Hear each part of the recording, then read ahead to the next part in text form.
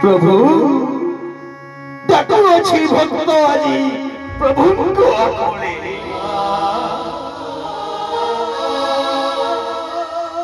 सुते जदि भक्त बसल तो तुम्हें पैसे दिया प्रभु तब सुदर्शन चक्र रही वही जीव वीर कंस राक्षस जन्मारो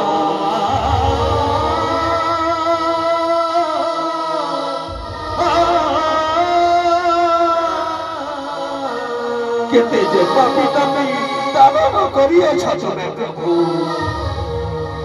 हेले कंस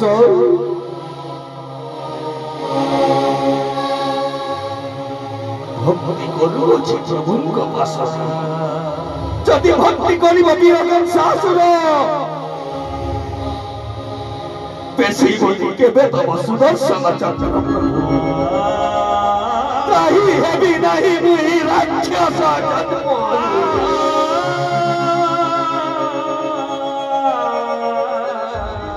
हे कृष्ण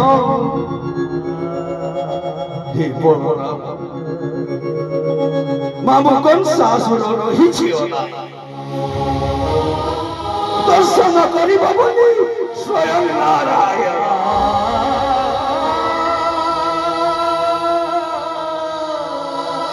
तथापि मध्य प्रभु तमे के विपेशी बोली तब सुदर्शन चक्र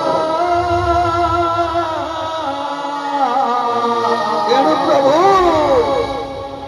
समस्ते जानी नवधा भक्ति बोली दशम भक्ति आचरण करिब आज वीर कंसासुर प्रभु सहित